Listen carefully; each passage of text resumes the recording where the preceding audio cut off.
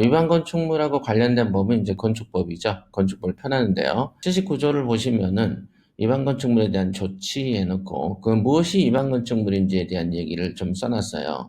무엇이 위반이냐? 허가권자는 대지나 건축물이 이 법 또는 이 법에 따른 명령이나 처분에 위반되면 허가하고 승인을 취소하거나 공사의 중지를 명하거나 상당한 기간을 정하여 철거, 개축, 중축, 수선, 용도 변경, 사용 금지, 사용 제한 등 위반 건축물로 확인이 되면 시정 명령을 하게 되죠. 시정 명령을 했을 때 그때 비로소 위반 건축물이 된다. 허가권자는 제1항에 따른 시정 명령을 하는 경우에 국토교통부령으로 정하는 바에 따라서 건축물 대장에 위반 내용을 적어야 한다. 그 제일 맨 하단에 보면 어디가 위반이다라고 표기하는 공간이 있는데 그 부분에 표기를 하여야 한다. 위반 건축물로 표기가 안 돼 있다면 시정명령이 나가지 않은 것으로 추정할 수가 있는. 당연하게 이 사람이 잘 고치면 좋은데 안 고치면 어떻게 됩니까?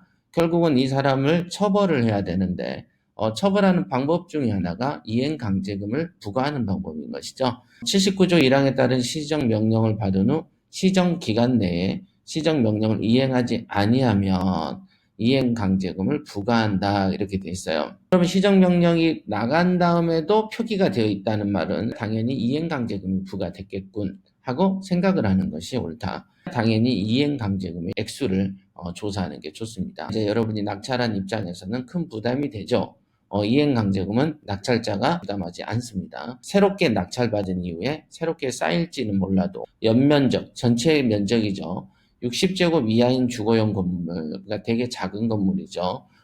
주거용 건축물로서 대통령령으로 정하는 경우에는 어느 하나에 해당하는 금액의 2분의 1의 범위 내에서 조례로 정하는 금액을 부과한 획일적으로 적용되는 게 아니고 그 조례에 따라서 별도의 퍼센티지를 또 부과해 놓기도 합니다.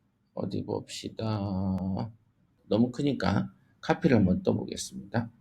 건폐율하고 용적률을 초과해서 되거나 또는 무허가거나 무신고를 하는 경우에는 1제곱미터의 시가 표준액이라 했죠. 100분의 50에 해당하는 금액의 위반 면적을 곱한 금액 이렇게 나온다 이거죠. 그러니까 시가 표준액의 1제곱미터당 시가 표준액이 있을 거고 그거의 50% 정도를 가지고 위반한 면적을 곱하면 그게 전체적인 이행강제금이 되는데 그 이행강제금이 최고치가 되는 거고 그 내에서 이 하의 범위에서 대통령령으로 정하는 비율을 곱한다 그랬어요. 대통령령으로 정하는 그 표기 이렇게 되어 있어요.